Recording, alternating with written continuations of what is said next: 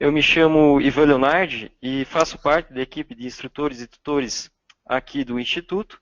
E hoje eu vou moderar, então, o web treinamento com vocês sobre publicando mapas do QGIS na nuvem, que é a sequência, então, né, de web treinamentos, o terceiro da sequência, né, que iniciou no dia 12 de janeiro. No dia 19 nós tivemos o curso de introdução ao QGIS e hoje, então, nós vamos finalizar com publicando mapas do QGIS na nuvem. O palestrante será o Fabiano. O Fabiano já está ao vivo aqui e conectado conosco. Eu vou compartilhar a tela do Fabiano. E para que o Fabiano, então, se apresente e mostre o que você preparou para nós, então, Fabiano. Seja bem-vindo. E agora, então, é com você, tá bom? Obrigado, Ivan. Boa noite a todos. Pessoal que já está indo na terceira semana consecutiva, o pessoal novo aí que entrou nesse webinar.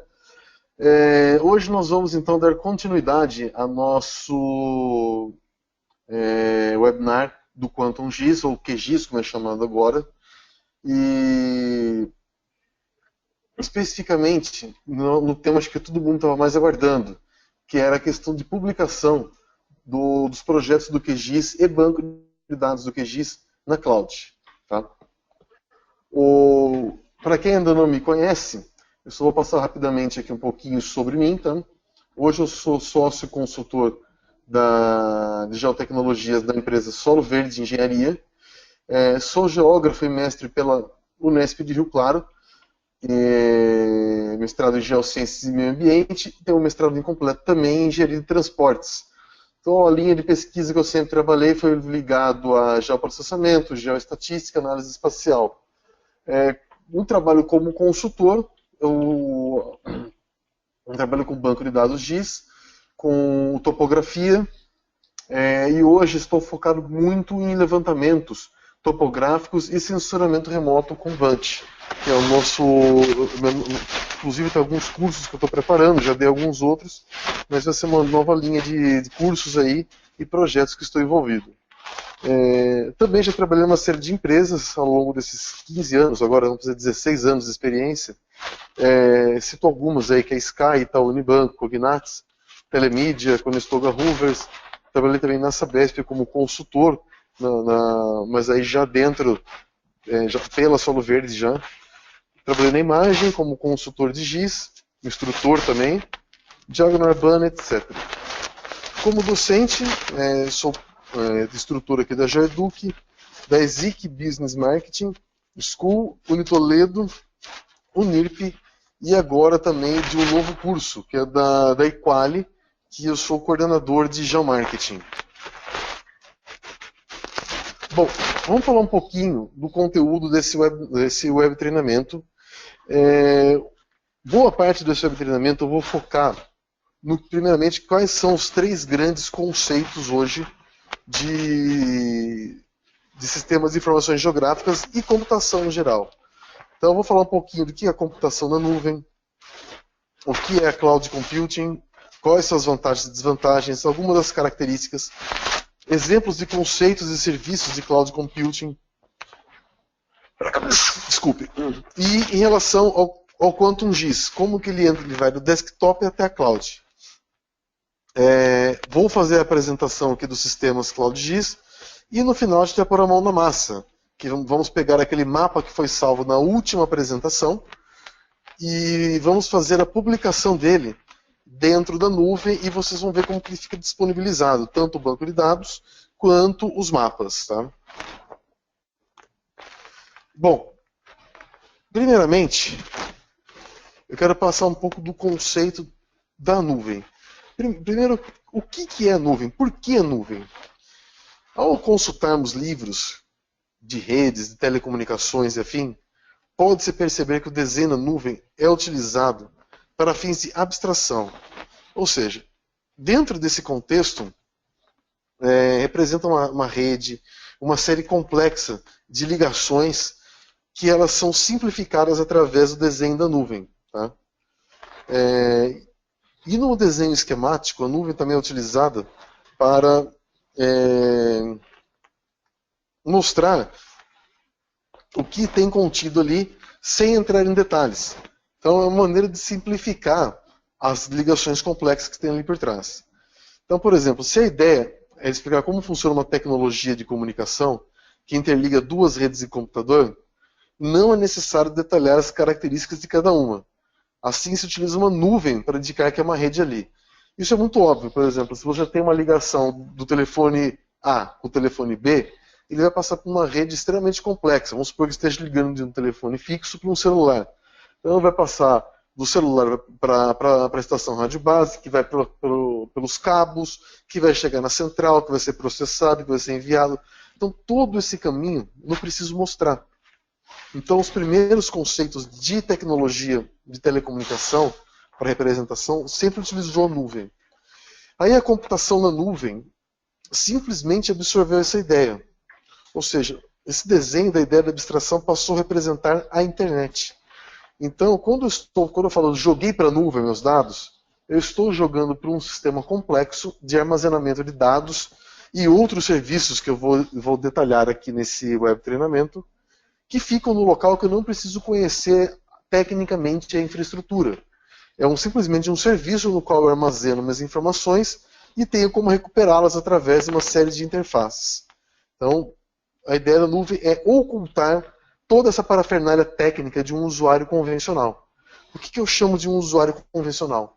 Um usuário que não é da área de tecnologia de informação. Ele não é um administrador de banco de dados, ele não é um programador, ele não é um DBA e assim por diante.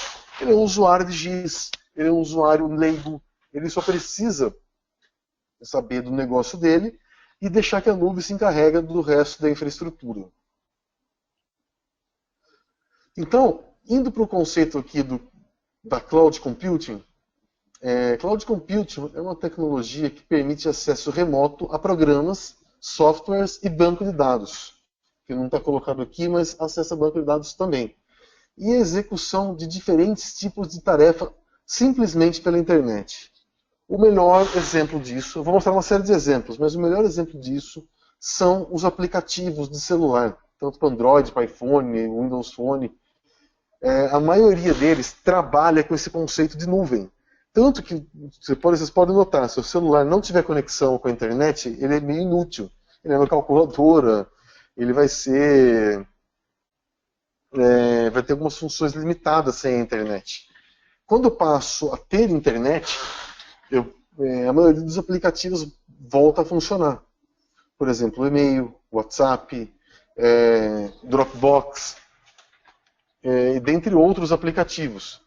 Por exemplo, redes sociais, bancos, serviços de mapa. Todos esses serviços eles são baseados em tecnologia Cloud Computing, tá? E que são consumidos através do smartphone. Isso, obviamente, é uma tendência, né, que eu coloquei. Assim como era uma tendência e hoje uma realidade, isso propõe o abandono da instalação de softwares nos dispositivos e uma adesão ao armazenamento de dados em uma rede, não mais no computador. Tanto que vocês não armazenam mais coisas hoje. Todas elas são armazenadas na nuvem. Só salvo uma coisa aqui em relação à tendência, que para smartphone, sim, é interessante ainda a instalação de aplicativos. Mas eles só simplificam a interface de conexão com os dados e com os sistemas. Ao invés de você acessar no browser do celular, você utiliza o aplicativo que simplifica a vida do usuário, simplifica o acesso à informação. Mas ele não é mais um software convencional. O software convencional, assim como era até a década de 90, década de 2000, você ia lá na loja de informática, comprava um CD de instalação do software, por exemplo, ia lá na loja de informática e comprava o CD do Office. Aí eu ia lá, instalava o Office, tinha uma serial, eu desbloqueava o software, e aí passava a armazenar, no caso do Office, meus documentos de texto, minhas planilhas eletrônicas, assim por diante, no meu computador. Ou, quem não conhece, que é um pouco mais novo, em disquetes. Ou então gravava em CDs, e mais recentemente gravava em pendrives. Hoje a ideia não é gravar mais nenhum desses dispositivos, e sim mandá-los para a nuvem. Então, quais são algumas das vantagens e desvantagens do que é a Cloud Computing? Tá?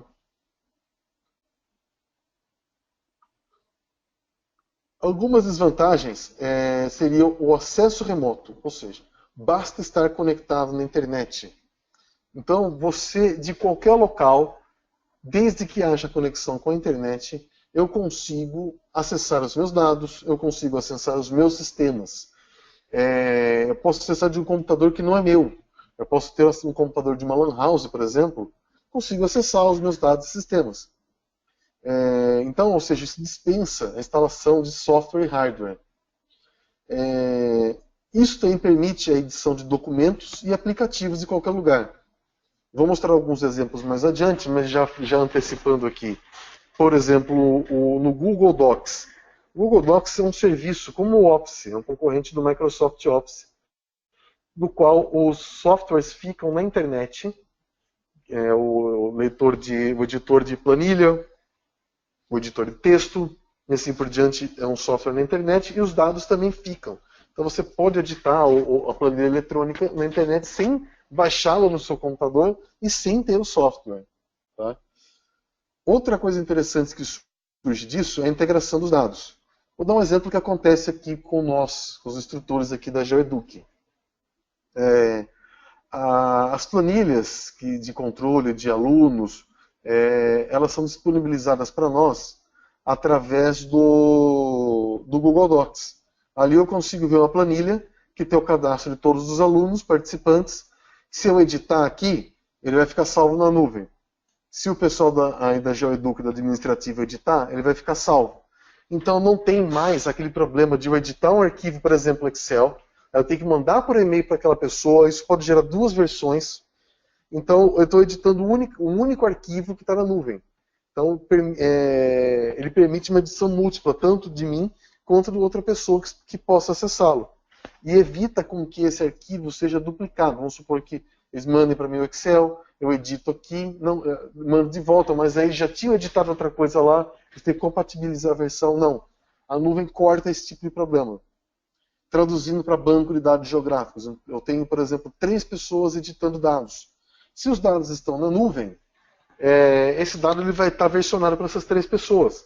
Então não tem perigo de criar versões incompletas para cada uma delas.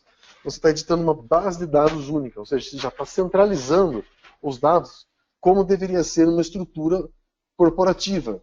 Tá? Eu vou explicar um pouco mais adiante quais são essas diferenças. Então é bem interessante do ponto de vista de vantagens, toda essa acessibilidade sem depender de um software e hardware específico e principalmente essa integração de dados. Outra vantagem muito importante que não está colocada aqui, os backups. A maioria dos serviços de cloud computing, eles além de ter um armazenamento, eles mantêm o backup dos dados. Então se acontece alguma coisa no servidor, eles têm como recuperar os seus dados. Agora, por exemplo, se eu estivesse salvando esses dados no meu computador, no meu notebook, todos os meus dados, todos os meus mapas, meus arquivos, minhas planilhas de texto, os meus documentos do Office, e roubam o meu computador. Pronto, perdi tudo. Se eu não tiver um backup adequado, tudo vai por água abaixo. Agora, se eu estou numa estrutura de nuvem, e eu, por algum momento, ou por algum motivo, roubaram meu computador, ou quebrou, etc., os dados estão lá. Basta pegar um outro computador e já volto a trabalhar na hora.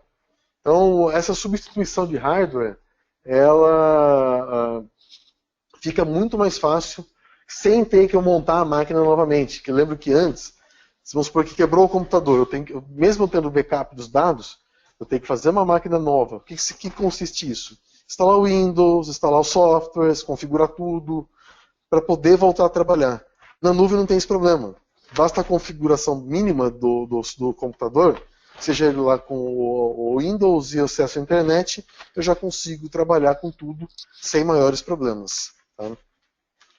Mas tudo não é um mar de rosas. Temos as desvantagens. Né?